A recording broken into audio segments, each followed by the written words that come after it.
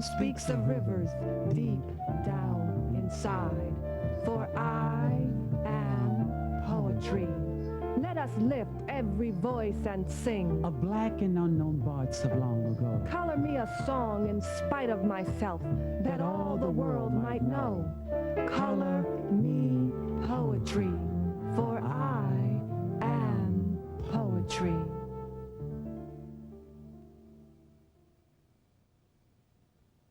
Hi, I'm Danny Queen. Welcome to another exciting edition of Color Me Poetry this evening. And this evening we're going to talk about health, we're going to talk about food, and we're going to talk about food for thought.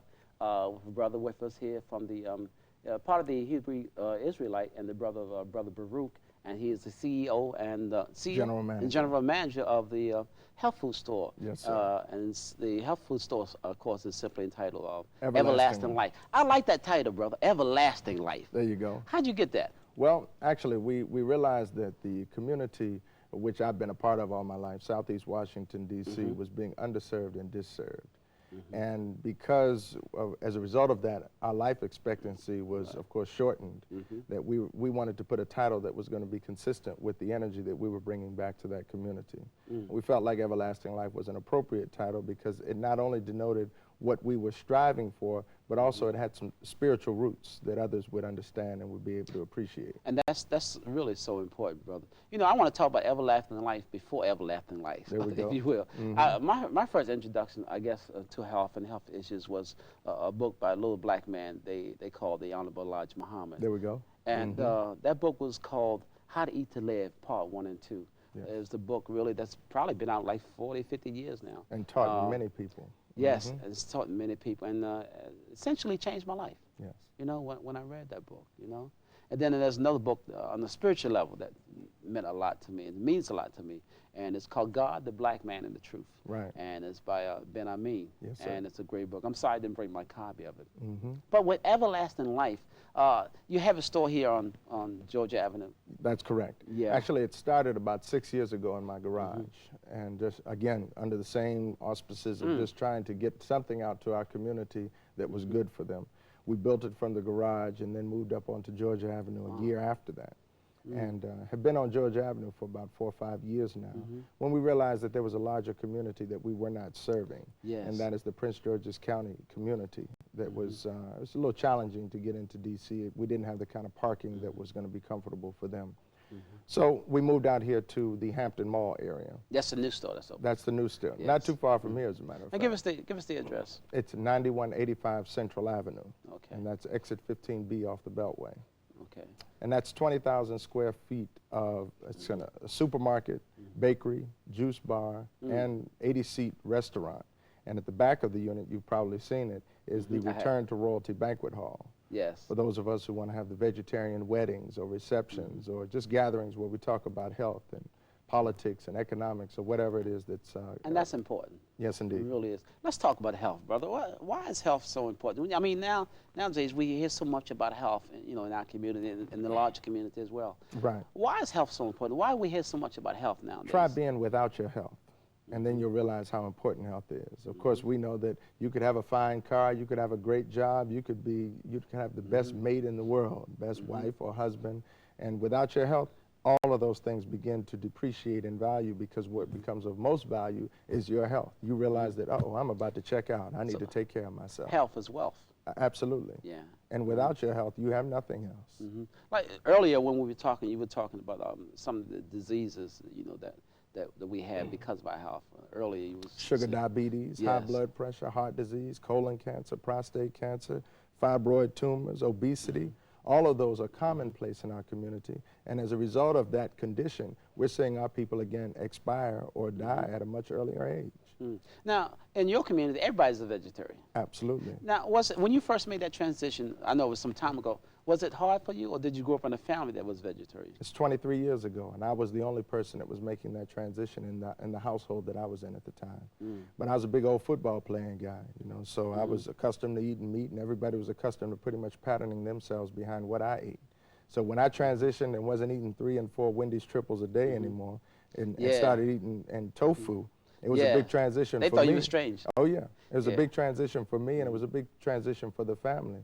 And of course, at that time, it was really eating bird food and rabbit That's food. why you looked at it. But a lot of people look at it that way, brother. And why is that they look at it that way? They make fun. Well, originally, that's all that there was. Back 23, 25 years ago, you had tofu and you had beans and rice, and that was about it. And as People I didn't began know. to transition and learn more about it, of course, then I started finding out there were communities of people that have been doing this for years, and exposed me to what I found to be a lot more pleasant eating food. It was a lot more tasty, and it wasn't just about your health anymore, but you could also have your health and also, you know, treat your tongue to it. Yeah, because a lot of times we feel like, well, why we got to give up some, because people don't want to give up. I ain't giving up my macaroni and cheese. I ain't getting my ham sandwich. You know, we feel like we got to, and the society in which we live, they make us feel like, well, you really want to give this up, you know? Well, there's several things that we got to look at there. One of them is the dynamic of comfort foods. Some of the foods just make us feel good, and we want to go out and get those feel-good foods because life isn't as pleasant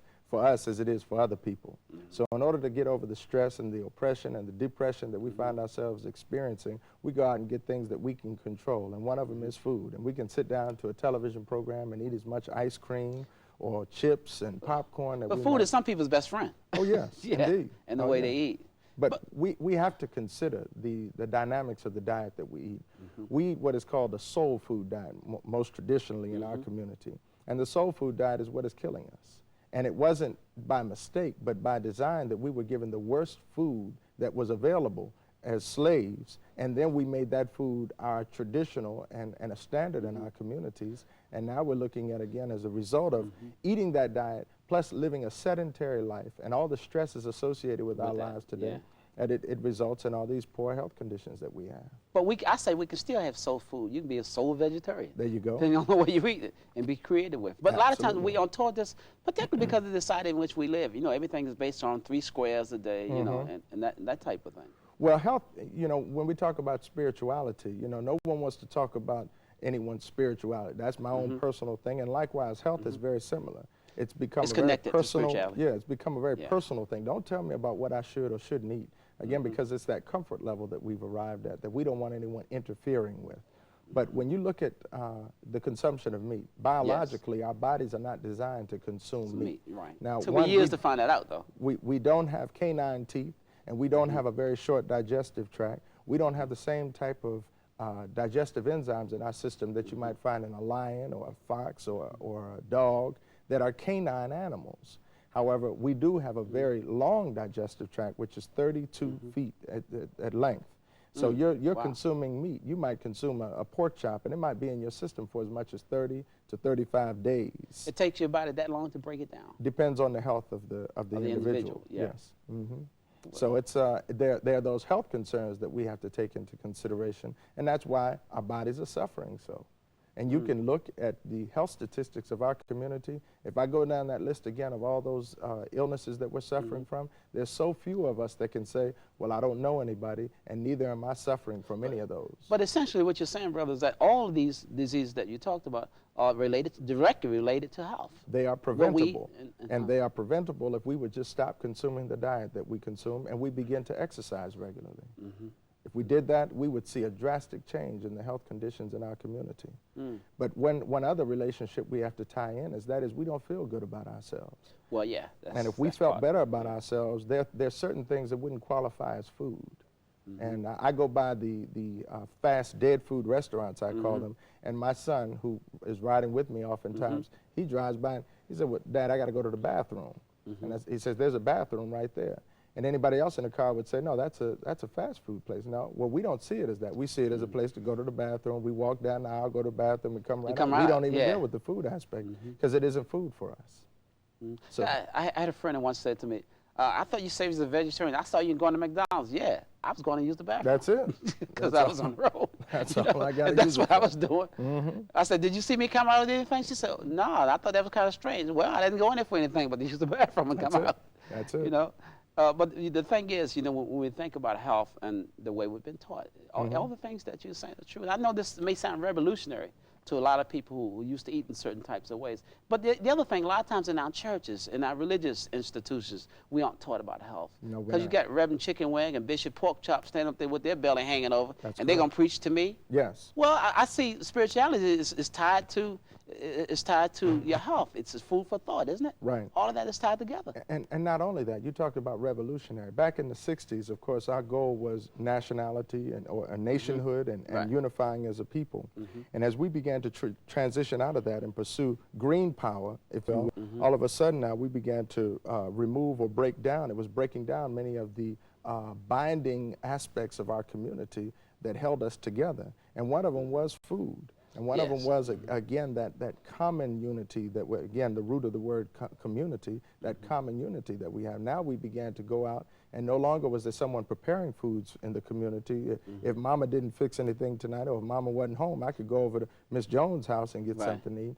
Now we had to go and either fry something up in the pan or put it in the microwave or go to, again, the fast dead food restaurant. Yes. And again, you're looking at the results of that. Now you would think it's just affecting our health, but it's affecting our psychology too. As well. Because when you consume an animal that was just killed, again, the adrenaline that's flowing through that animal to try to protect itself and to survive. It's still in it. It's still in it. When you eat it, you wonder why the children are so rambunctious and or either depressed, because they're two dynamics. It could get to a point where it's just like, oh, I'm about to die. That animal's going through. That's interesting. And you don't taste that, but your body's dead. able to read that from the makeup of the cells that are, inside of that food. That's interesting because the Honorable Elijah Muhammad talks about it in his book, this strychnine worm. He says Yes. you can never get rid of that strychnine, brother. I don't care if you boil it 100,000 degrees, you can't get rid of it. That's it. And it says it goes into your system. It goes right into your system. And all the bacteria that are in those animals. Some of us think we're safe. We say, well, I'm not eating red meat and I'm not eating pork anymore. Well, I'll eat chicken. Well, 20, 30 years ago, a chicken took 6 months at least to grow to maturity. Right, it was different. Now they're growing chickens in less than 6 weeks. And if it lives one more day past the prescribed amount of time, it dies because of the amount of fat that is inside of its system. And then we consume that animal and the fat and the hormones. And now you wonder why young men, and we're seeing a lot of this, young men are coming to us and say, I'm growing breasts and I don't understand. Or you see our young daughters that at 9 and 10 and 11 years of age have breasts, and they have full-blown breasts. And that's interesting because when I was coming up and you were coming up, a young lady at 12 was 12. Now 12 is really like 16, 17 now. Right. Or even older sometimes because of what we eat and what's in the food. That's correct. And when I was coming up, when I was 16, now at 16, I have a nephew, he's 16. He's like 6'3". 6'3", yes indeed. 6'3". That's because of the growth hormone. You I'm take like, a chicken and reduce it by 10%, the amount of time, or reduce it down to 10% of the amount of time it was going to take to grow it, and it's going to the same thing is going to happen with the people that consume it. But most of us don't know this. We don't taught this, and when we talk this way, there are a lot of people I'm sure watching this program who think we're revolutionaries. But it's all right to be revolutionary with this kind of talk because it's not the kind of talk that they get from mom and dad at home. And I think a part of society the at large. Yeah, a part of the revolution also is the business side of this. That we understand that it's one thing to support a black business, but we got enough liquor stores, we got enough fast food joints, and we got enough hair salons in our community that we could feel comfortable that we're supporting black businesses. But what we also have to bear in mind is we have to support black responsible businesses. And by that I mean businesses that are giving back to the community what the community needs in order to sustain itself, because it is a relationship we're building here. What good does it do for me to ruin or kill off my customer base? But see, when you live out in Virginia or when you live in Texas and you pretty much are hiring people that come from outside of the community to come in and work in that community, and they don't have any concern about the health or welfare of those people in that community, then it doesn't matter because, okay, they'll leave and then someone else will move in the house and we'll have a new customer. When the sun go down, then they leave. They leave. Yeah, and they don't. And their money goes with them. And their concern for their health and their people around them goes right back out to their community, while we're the ones that are going to the emergency room with all the poor health conditions that we're suffering from. And the way I see black folk, particularly, in this area, all hours of the night going into Chinese places, and places where they serve food through a little hole in the wall, and eating all that grease and that type of thing. I'm like, man, but when you see this, I'm thinking to myself, how can we make it better? How do we get our people to see that there's got to be a better way? Education.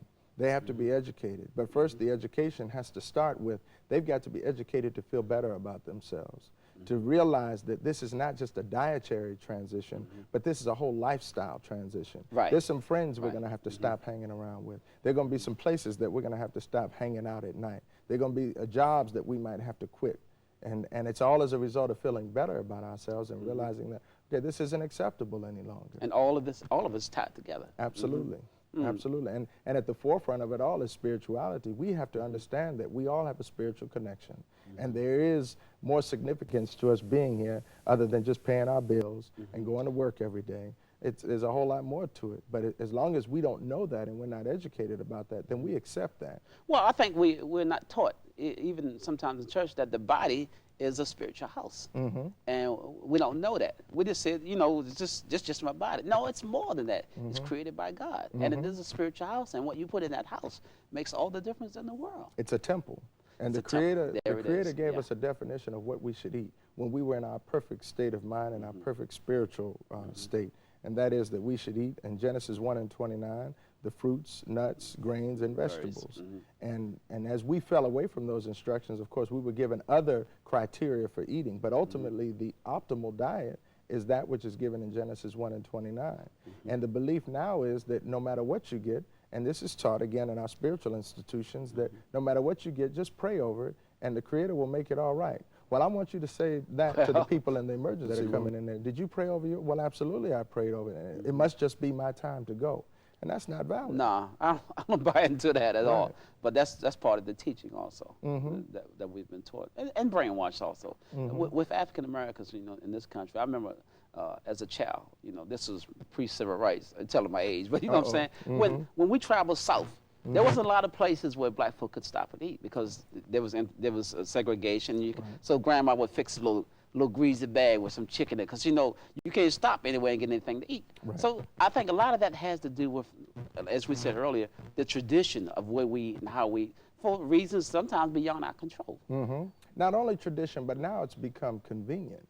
Because now you don't have to go anywhere for some greasy food or for some chicken or for a burger. But yet you go out, and these are beginning to define neighborhoods now. Because now you can get liquor, you can get all the greasy food, all these bad for you foods right there within walking distance. Now you try going out into the suburbs, out into what we might call a white neighborhood. You're not going to find that easy access to food that is destructive. Yeah, and you're not going to find all those liquor stores on every corner. You sure enough won't. In the inner city, you're going to see a liquor store one corner, church on another, and a funeral home. And try finding a white man laying out in front of that liquor store, knocked out, drunk, and asleep, waiting for the liquor store to open up in the morning. You won't see that either. You're not going to see that. No. You're not going to see because the conditioning is different. And we have to take into consideration the conditioning that goes into creating a customer for these different businesses. It goes far beyond just, okay, it's available to you. It's the television, it's the radio, it's the news, print media that we're seeing, and other advertisements that we're being exposed to that's prompting us to say, yeah, you know, that's what I want. That's what I need right now, because he's smoking a cigarette, and the title up under there is the refreshest. You know, so you would think that smoking a cigarette is going to be somehow refreshing to you. Well, it's interesting you say that, because on the pack of cigarettes, the Surgeon General tells you that this is bad for your health, and people smoke it anyway. Well, see, what they do is they're very clever, because they'll say, if you are pregnant, this could harm your baby. Well, if you're not pregnant. So all of a sudden, now all the brothers believe that, well, I don't have to worry about it. Yeah, this message is for pregnant women. Right. Yeah. But what it says on the side of the packet of cigarettes is, this will kill you. If you smoke this, this will kill you. And then they're clever, because these major manufacturers of cigarettes have these drugs or these cigarette smoking campaigns where they take you off to a college for a week or some institution and supposedly get you off, wean you off of smoking cigarettes. But we know a house divided against itself cannot stand. So we know that that's not their agenda. No, that's not their agenda is to make money. That's absolutely. I mean, simple as that. It's always been the same. But we don't think, because we're so bombarded with all kinds of negative things, particular things concerning health, but not just the physical health, but the mental health as well, as you were saying, because mind and body are connected. You are what you eat. Right. It's interesting when people say that, but how much, and we are what we eat as well, but we also are what we think. If you think negative thoughts, it'll make you do negative things. That's how I see it. But it's all tied together. I have a poem I'd like to share right about here. Great. And the poem is simply entitled Junk Food Blues.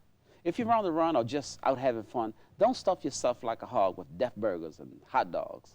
When you start to feel like you're only half alive, then you realize you don't need all that junk food jive to stay alive. Fresh fruits and natural foods will do your body more than a great deal of good if you take the time to eat like you should. And unless you've got a stomach made of steel, ain't nothing like the real deal, which is a full-course home-cooked meal. Now, if you got a home-cooked meal and you're cooking vegetables, let's talk about that. Because sometimes, I remember as a young person come up, my grandma would cook cabbage. But she would cook it till it was brown. Right. What's wrong with that? Not only... They were good now because I didn't know the difference. Right. What's wrong with that? Not only is that a concern about the fact that we're overcooking much of our foods, but also we got to add the meat flavor to the food. But let me go back to, of course, let me go back to the overcooking of the food. If you take any vegetable to a temperature above 118 degrees, you kill all the living enzymes in it. So if we're killing all the living enzymes, realize that our bodies have a bank of living enzymes. And once those living enzymes go, then we go. We expire, we die. Why is that? And that's what's keeping us alive. It's called life force. And that life force, again, is in those living enzymes. So when you cook the living enzymes out of the food, you cook the life force out of that food. You may still get some vitamins and minerals, but you are cooking the life force. Now, you know we're messing up for a whole lot of folk. We're right here at Thanksgiving. Here we are on the show talking about you can't eat this, can't eat that, don't eat that. What do you say to people who say that? Brother, Thanksgiving coming, we got to have I'm got to pig out, Right, right. Well, again, this is a word to the wise. And he that has an ear to hear will hear this and realize that, great, this is just what I needed to hear before I go down the road of stuffing myself and dealing with the depression associated with now looking at myself in the mirror and having to tuck my belly into my belt and all the whole series of activities that go along. Because behind that, then let me buy myself something nice. And of course, that's the next holiday that comes along. And then January, everybody's depressed. And as we're looking at the economic turndown in the United States, there's also an issue that we have to bear in mind is there's less money out there right now circulating in our community. And no one is telling us this. Right. But there's less money. And again, as this crisis continues to grow, the first thing that's going to go is our health. And when our health goes, we'll lose our job. You just said something very interesting because you said like in January, we start now with Thanksgiving and we get the Christmas holiday and this big build up. And then January, people feel depressed like it's a letdown or something. Why is that? What is that feeling of depression, like this drop comes after Christmas comes? Well, there's a combination of realities we have to face, and one is we don't have good relationships amongst one another. Our male-female relationships are strained. We know that, and I'm going to get away from health just for a minute here, that 65% of the people that are getting married in our community get divorced, and 85% of those who get married with the expectation of getting a divorce.